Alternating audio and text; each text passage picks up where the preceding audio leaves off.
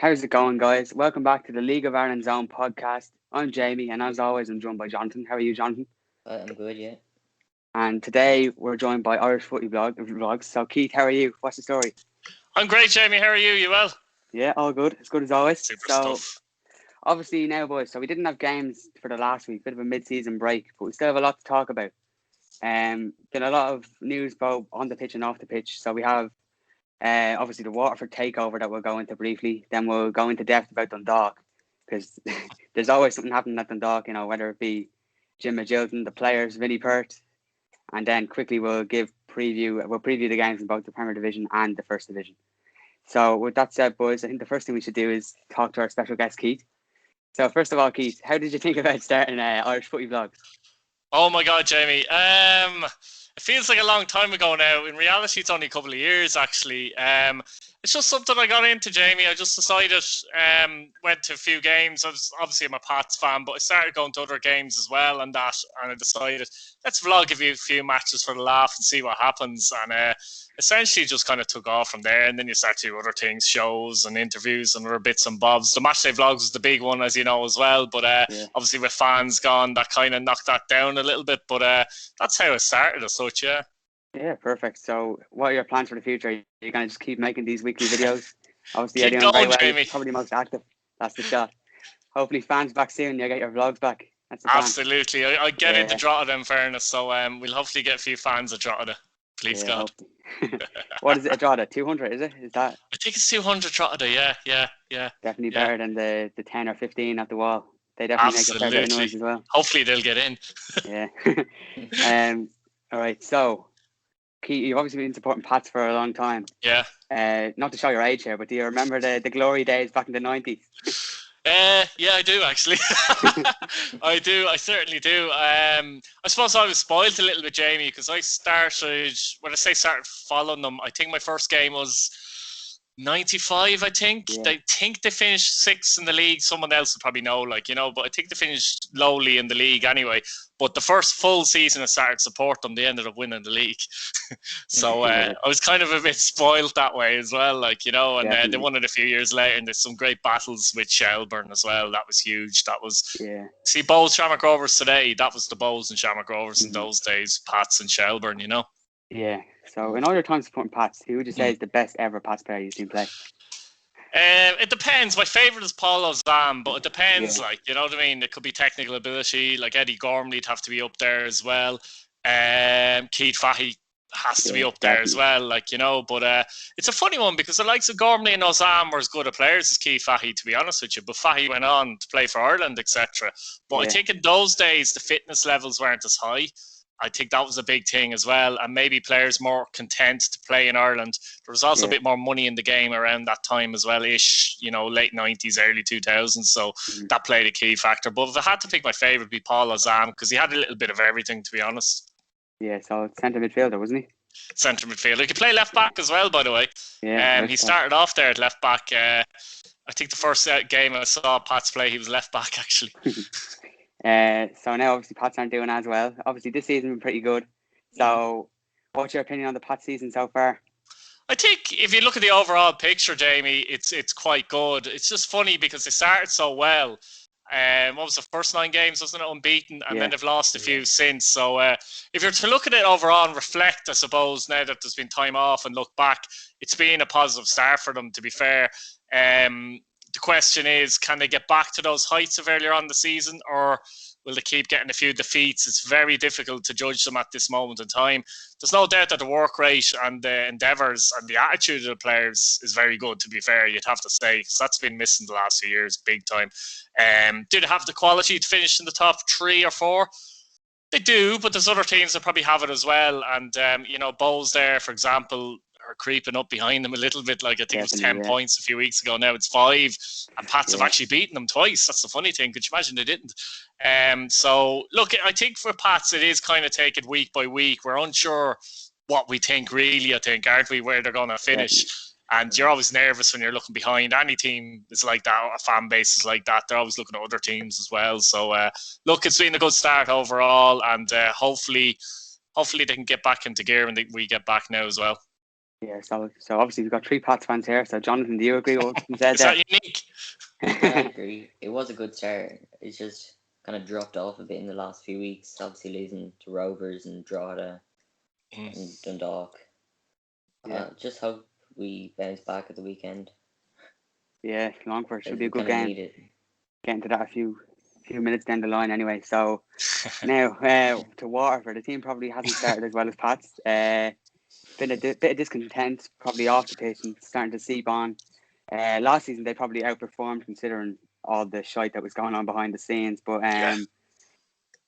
this season they're sort of falling off. Wheels are falling off the train anyway. So now they have a bit of good news finally. Lee Powers stepped down. He sold the club to someone that's already involved in the club. They already had a 33% stake. Am I right in saying that, Keith? 33%? Yeah, that's right. Yeah. So obviously a glimmer of sunshine, I'd say, for the people down in Waterford. They'll be hopeful. What's your opinion on that, Jonathan? I'll go to you first. Well, to be honest, I haven't heard much on it, but from what I have heard, it sounds good for the Waterford fans. Because, obviously, this season has been really bad for them. Obviously, they got Europe in their first season, and then kind of didn't get Europe the next season, but they kept it up, I guess. Well, sorry, they didn't get Europe. Sorry, they finished fourth, but they didn't get it. Yeah, they technically got enough points to qualify for Europe. Put it that way. Yeah. Waterford fans won't like that one anyway. Definitely not. Yeah, they were doing good for the first 3 seasons, and I thought they would continue it this season, not to the extent, but yeah, it's just completely dropped off for them. Yeah, obviously they have a new manager now, Birchman. I've heard a few things. I've heard a few positive things from people down in Waterford about him, but obviously, new manager is going to take a while for his philosophy to really set in with the players. Especially, so many different managerial changes at Waterford. The players must be tired of changing formation, changing, tactics. So that said, they're all completely different players, Jamie. Exactly, yeah. So look, who have they kept? They've kept Sibuale. Mainly the youth players, really, isn't it? When you think about it, yeah. The new products, So it'll be interesting to see. Obviously, I think you said it in your video, Keith, but they're definitely lacking a player in the centre. Someone like, I think you said Robbie Weir, someone along that lines would be handy for them just to get the front of the ball and really bring other players into the game. But yeah, coming up to July now, hopefully they'll be able to get a few players in, a bit more investment, hopefully. I think I heard it from your video as well. The new owner's son is involved, and he's a strong link to Waterford. That would be a bit crazy. Any opinion on that, Jonathan, quickly? There's someone's son playing for the club. The owner's son. Be interesting anyway. Kind of like your local Sunday League team getting the coach's son out on the pitch. Yeah, definitely. So that'll be interesting. Now, from another club that's probably underperformed this season, but then again, a lot of people would have said that they would have expected the Waterford to be in that spot. But anyway, over to Dundalk, equally as messy off the scenes, if not more, I'd say, because there's probably higher expectations at Dundalk than Waterford. So you've obviously got Jim Magilton still in charge at the minute. You've got people saying that Vinnie Perth's looking to take over. A couple of weeks ago, you had GAA people interested in the job. It's just a mess. What's your thoughts on that, Keith? Well, I don't know. I mean, you look at Dundalk, looks like Magilton's saying till the end of the season now, doesn't it? I was surprised it took them so long to get in a new manager. So then I started thinking, will they go with him till the end of the season?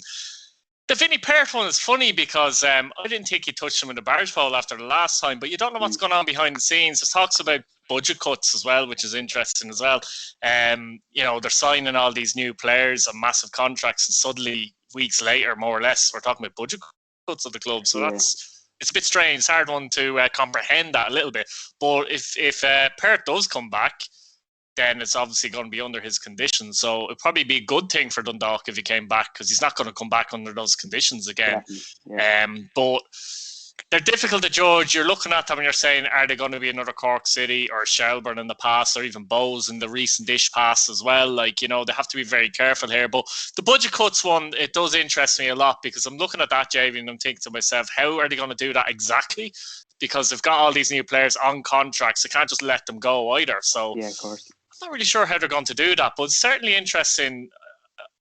I'm looking forward to seeing, I know we're still in this season, but next season, how they actually manage the situation as a club, Yeah, maybe they're starting to plan for next season without Europe. Because obviously, that 200 grand that you get for Europe is way bigger than whatever the 40, 50 grand you get for finishing 5th or 6th in the league. So that could definitely be a big factor in it. And I But wouldn't like rule them out of Europe yet, Jamie, because I think off the top of my head, their next 3 fixtures are, certainly 2 fixtures are Waterford and Longford. If they can get 6 points in those games, they're kind of back up there a little bit now. So they have the players to do it. Whether they have the mindset and everything else is the question, you know? Definitely another thing, so if you had to give a nail-on prediction for where they're going to finish, obviously we're so early in the season. And I know you might get killed for that, Keith, but I'll go to you first, Jonathan, then. If you had to stick a spot on them, where do you think they'll finish? I'll say 4th for them. I think they'll get Europe through the Cup. But I think, 4th. They'll kind of come back, but not enough to get, like, the top 3. So I'm going to say 4th, I'd actually go with that as such, but I'm going to go with 5th. The Cup could be their best chance ultimately, but I'd like to think Pats still have enough to finish ahead of them, and I certainly think Bowes will finish ahead of them, so I'll go 5th. That's actually a good thing to do with the Cup there, because obviously they've got the players. On one-off games, you know, I definitely fancy Dundalk against anyone, to be honest. They've already proven that against Shamrock Rovers, Jamie. Definitely. So. And Pats. You obviously are Pats, yeah. So they're definitely up there. All right, now. So this week we have 10 fixtures, full round of fixtures in both the First and Premier Division. So we'll go to the First Division first. We have a bit of a Dublin derby. Probably wouldn't be the most fierce Dublin derby, if I'm being honest, but the Carlisle grounds, we have Bray against Cabo. So Bray are currently in 6th and Coventry are in 5th. So this game could be pretty big in the race for the playoffs. I know we're still very early on in the season, but these sort of games are, I guess, what people would call 6-pointers. So, did you say Bray and Cabo? Yeah. Is it not Bray and Shelburne? Yeah, it's Bray and Shelburne. Is it? Yeah. I know you're all right. I just thought I'd say it because, you know, if it goes through, you know yourself. This has happened loads of times in my shows when I do this stuff. I definitely 100%. But it's worse. I always say to people, it's worse if you don't correct me because the comments, you know yourself, any little thing and you're killed. Yeah. But, so anyway, Bray and Shelburne, if you want to start that bit again. I definitely will. So, wait, have I got all the pictures wrong then? I have Bray, Cabo, Cork. Oh, I wrote Cabo twice. Is that what it is? I tell you what, you probably have them now, but Bray, Shelburne, Cork, Cabo, Galway at Lone, UCD Cove, Wexford Treaty. Yeah, that's it. Cool. Cheers. All right. So I need to cut this out. Dylan will have a hard job now editing this. So that was probably about 12 minutes. All right.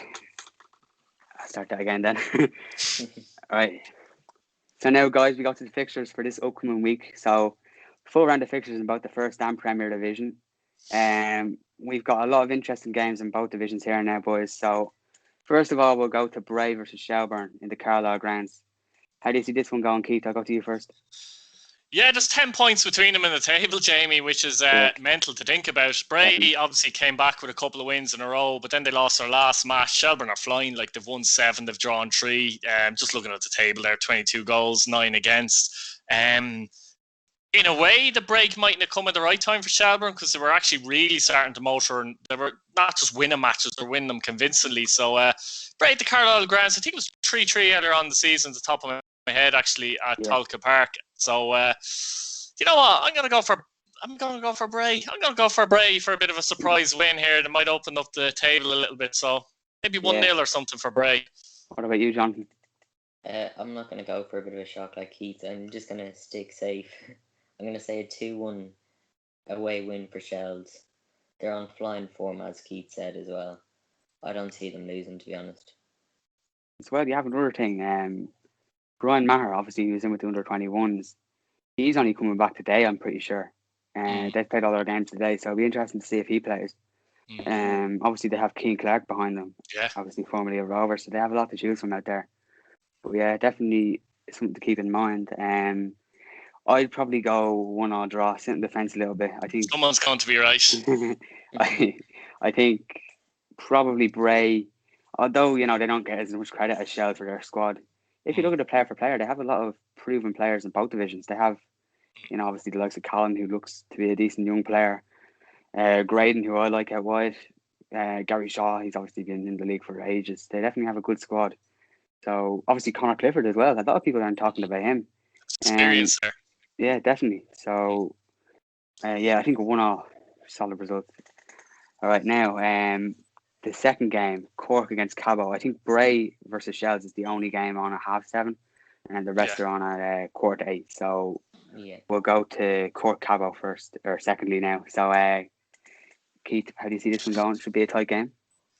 Cork, I don't know. Just you probably notice in our show nearly every week, we, you know, you can hardly say anything good about them. They're third bottom of the league. They're on 9 points, like 2 wins and 10. This is Cork City we're talking about, and that's why they get criticism because they're Cork City. You know, they were improving a little bit, but then they're not scoring goals. They're conceding less, in fairness to them. They were improving a little bit, but Cabo are another funny team as well. Now, I know Cabo are doing well. They're 5th on 15 points, but they're beating home to Wexford the other week as well, comfortably actually as well. So I'll sit in the fence in this one. I can see a very tight 0-0 or 1-1 or something like that, to be honest with you. I can't see many goals here at all. Jonathan, what about you? Yeah, I was going to say the same, to be honest. I think a 1-1 draw.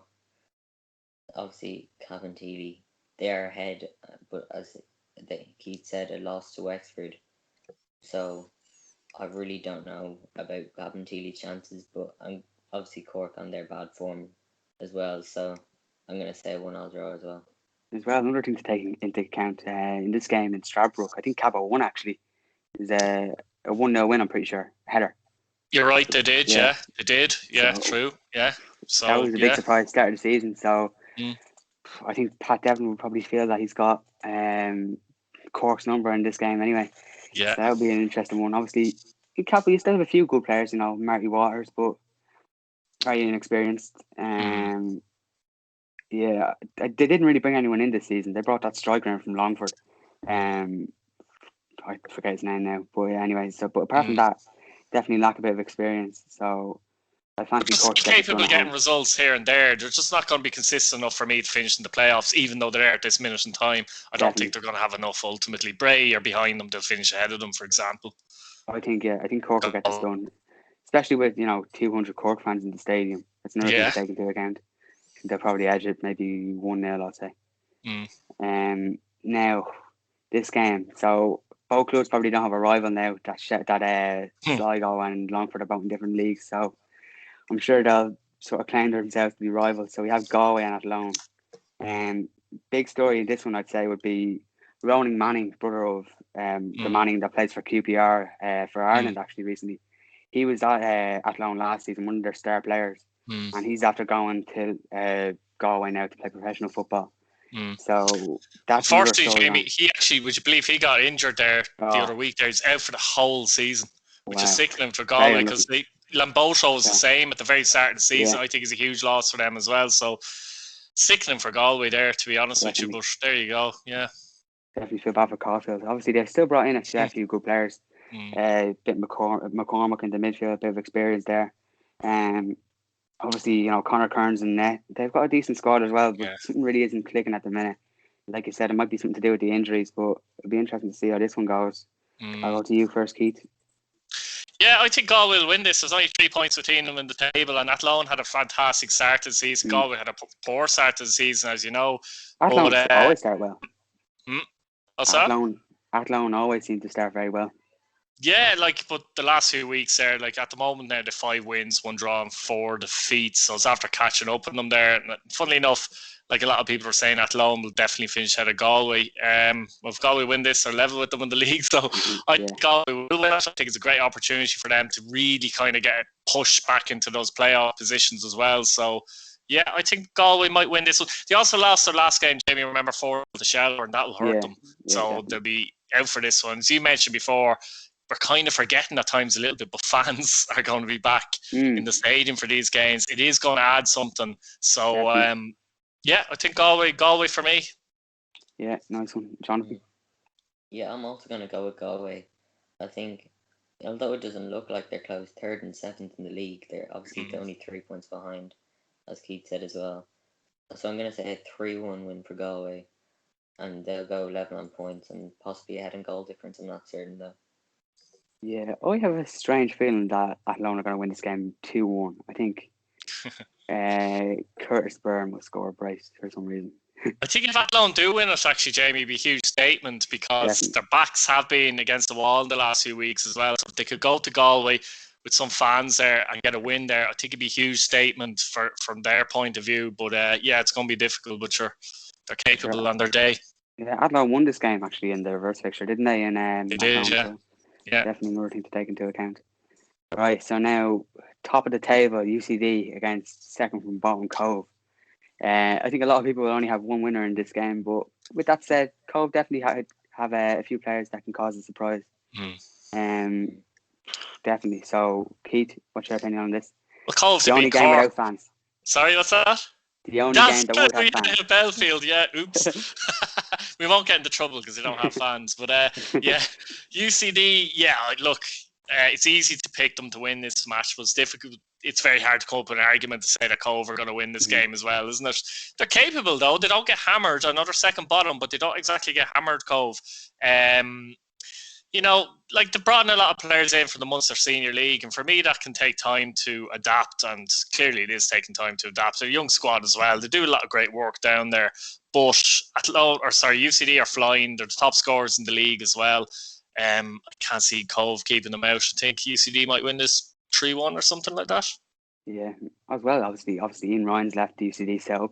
It's another thing to take into account, and then as well as that, coming up to exam time, you know, UCD always seem to have a little blip during the exams. That's another thing. I think they will win the game, but I don't think it'll be as comfortable as people think. Jonathan, what do you think?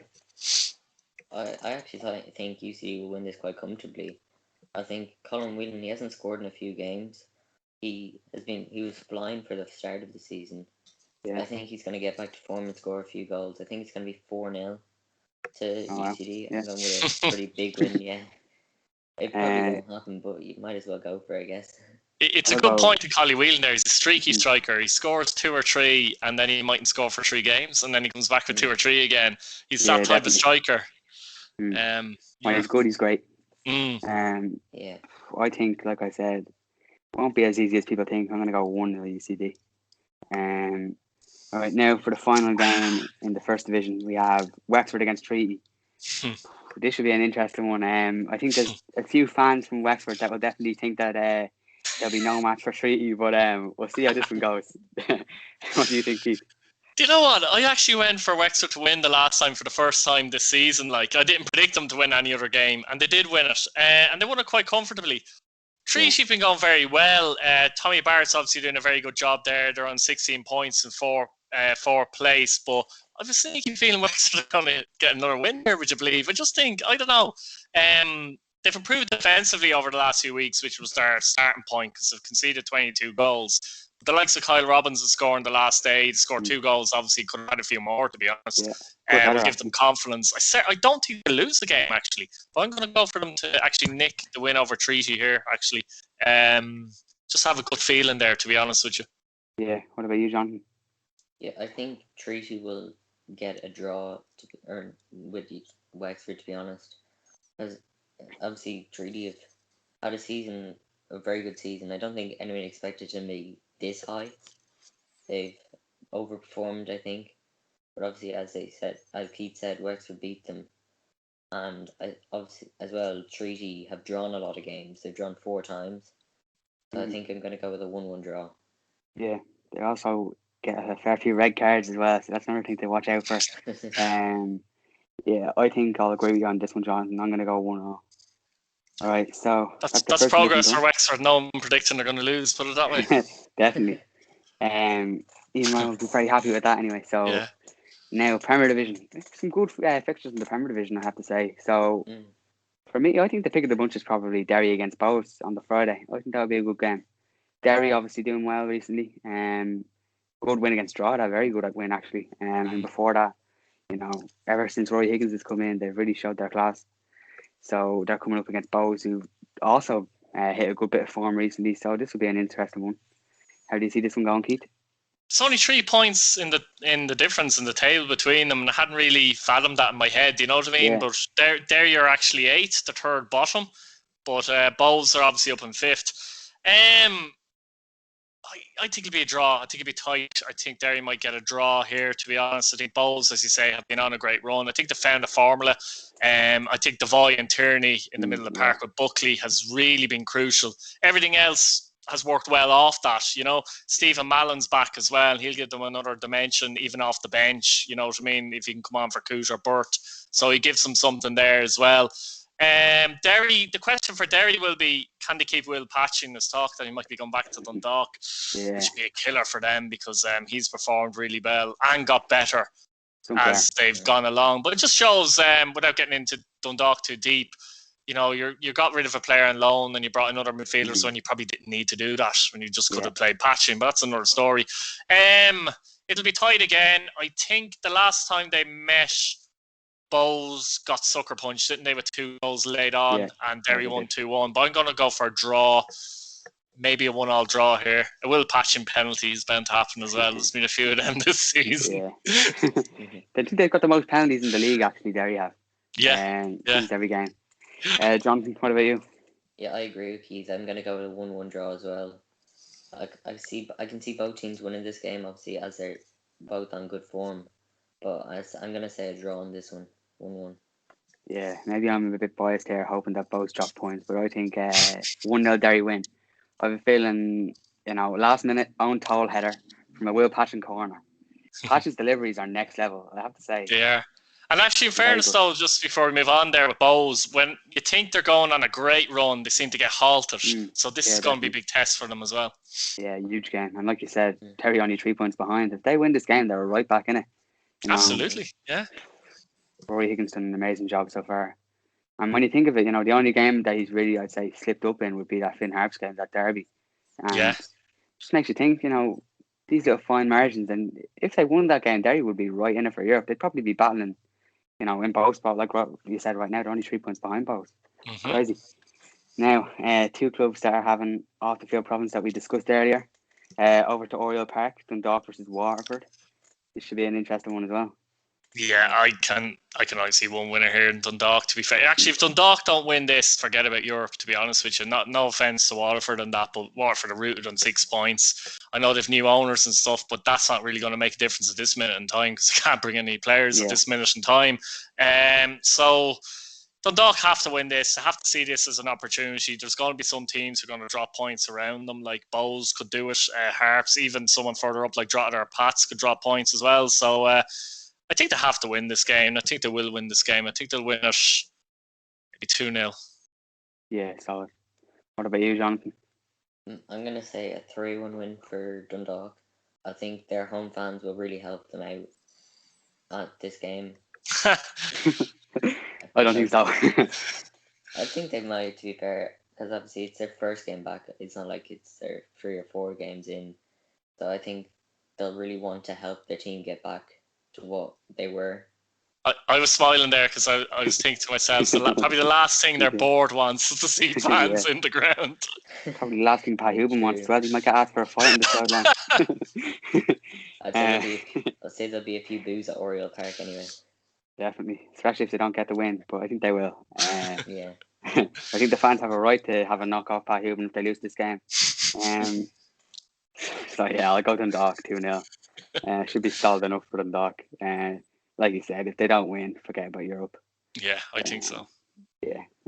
Now, Rovers versus Finn Harps. This should be an interesting test for Rovers. Obviously, they slipped up against Sligo. I'm sure they want to get back on winning ways now. So, for me, just quickly before we go into the predictions, I think Finn Harps could be in trouble here. You know, Tallagh's probably the biggest pitch in the league. They won't be able to stay as compact as they usually do. But yeah, Keith, you first. Go ahead. Yeah, I mean, Shamrock Rovers haven't been great so far this season, but they're only a point behind Sligo in the league. I'm always saying that to people that, you know, you can't rule them out. Yes, Sligo are getting a lot of the credit, which is fair enough, and people are looking for another team to challenge. But I just think they'll have too much for Finn Harps. I have a funny feeling that the last few weeks would have been very reflective for Shamrock Rovers, and they would have really looked at this and thought, look, we haven't been playing well, lads. We need to get back to playing well. Now, I think without having Jack Byrne and McAniff is a huge loss to them as well. Definitely. But we've seen the Bottle in their team, fantastic Bottle. But I don't know, I just have a feeling they put in a good performance here. Finn Harps, as you say, they might struggle to deal with that pitch as well. It's a big pitch. But Finn Harps, in fairness, the last few weeks are starting to creak a little bit as well, so the break would have done them good as well. But no, I don't know. I have to go with Shamrock Rovers here. Maybe 2-0. Yeah. 2-0. Jonathan, what about you? This could be a bit biased, obviously being a Pats fan, but I'm gonna go with a shock draw, 1-1. Yeah, I bit hopeful, think but anyway. Finn Harps will take the lead, and then, as usual, a 96th minute equaliser for Rovers will get them the result. In Bradley and time. they'll take a point home. Yeah. I think Rovers will have too much. I think Yeah.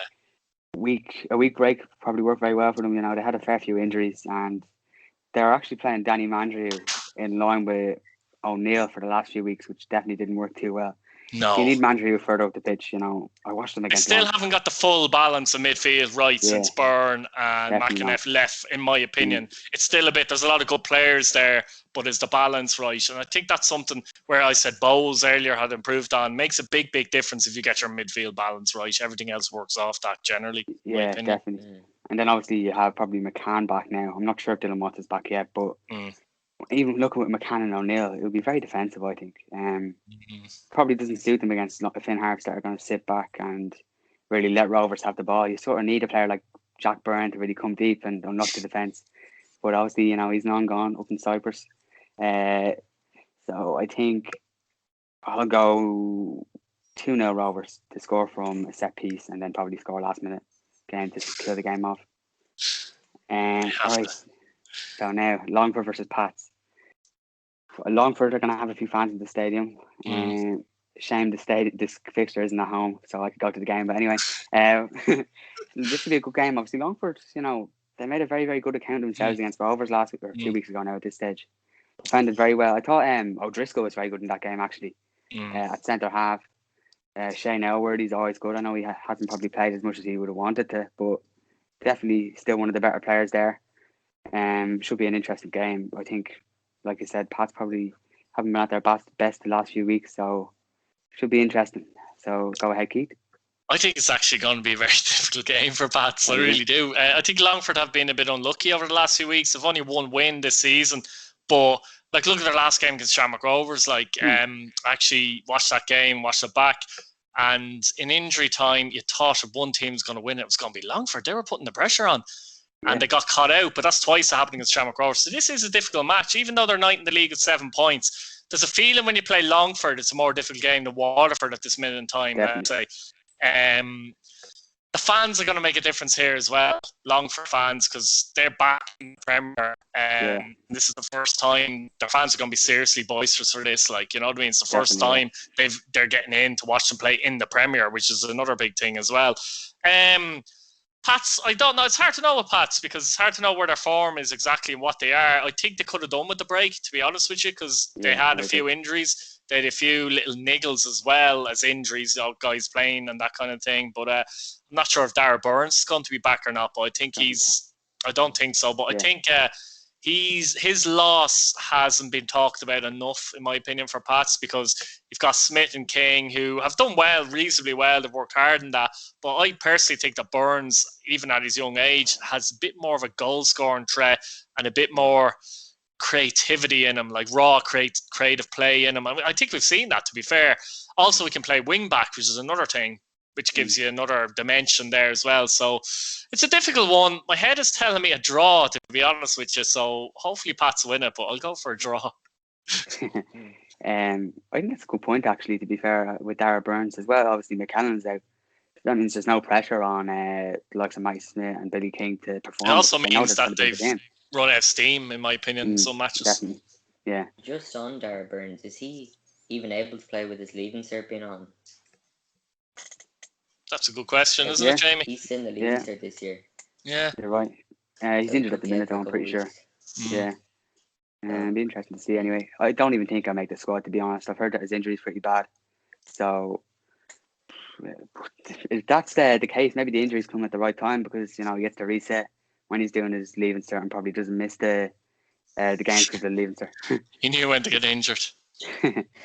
That said, he probably could have been a help in the last few weeks against Drogheda and against Dundalk. But anyway. Absolutely, yeah, absolutely. I think, to be honest, I've said it a lot. I think one of the best players in the league, definitely in the bottom half of the league that no one's talking about, is Dylan Grimes. I'm a big fan of Dylan Grimes. He's a good player. He's a tricky for defenders because obviously he plays out wide usually, but he's always cutting in. and he can often find himself probably, in behind the striker. So he's a hard man to mark. I think I'd probably go 1-1 in this game as well. I think Longford Usually also when have, I say Pats win, they don't, Jamie. So that's another thing I'm taking into consideration. and as well, obviously, last few minutes against Rovers, they brought on Joe Gormley up top, which is a bit of a weird one, but it worked. To be fair, I thought it was very good. And a player like that, a target man, even the other Manley brother, they're both good target men. Yeah. So yeah, Joe Manley, they'd be good target man, and Pats probably wouldn't be the best with that, especially if they play Sam Bone. I think he struggled a little bit, and especially with the likes of Dylan Grimes, A. Dervin playing off the striker, it could be a problem. Should be interesting anyway. I'm going to say 1-1, like I said. You all okay with that one? No more things to add? Right. I'm okay, Jonathan, unless you want something to add there. Not really, no. Nothing. All right, now, final game, Sligo against Drogheda. This should be a good game now. I'm sure Drogheda would want to silence the doubters. Obviously, they dropped points against Derry, but should be an interesting one anyway. Showgrounds, like you said, fans coming back. This will be a good one for Sligo. They haven't been at the top of the league for a long time with fans in the stadium. Obviously, last season they were very good, but that was all behind closed doors. In fact, they lost their first game with fans. So, maybe it's a curse. But anyway, so how do you see this one going, Keith? Yeah, I think as well the break actually came at the right time, Jamie, for Drogheda as well, to be fair, because they were starting to pick up injuries, niggly injuries and stuff like that. They only, in fairness though, I think they won 5 in the bounce before their defeat to Derry. 4 or 5 in the bounce anyway, for sure. So, look, it'll be interesting. Yeah, it'll be interesting reflection time for them over the last week or so as well. But I do think they've been very good, Drogheda, in fairness to them, but I do think they'll creep down slowly. I do think eventually Dundalk and Bowles will certainly finish ahead of them, potentially even Derry, by the way. But it's an interesting game to see how they can deal with this now, come on back and that. I'm sure their players are pretty much fit now as well. Sligo will want to keep that momentum going. They'll feel like they lost a little bit of it, actually. The fact the break actually gave them, lost them that bit of momentum, to be honest. When was the last one? Finn Harp, wasn't it? Yeah, it would be Finn Harp. No, was it? Last game. Shamrock Rovers. Shamrock Rovers, yeah, sorry, Shamrock Rovers. So look, that was a great result for them, but they would have preferred to keep going. But look, it's a big game for them as well. I think it's a difficult one to call, Jamie. I'm trying to think as I'm talking, really. This one, I don't know why, but I find this one the hardest one to judge. I'm not really too sure why.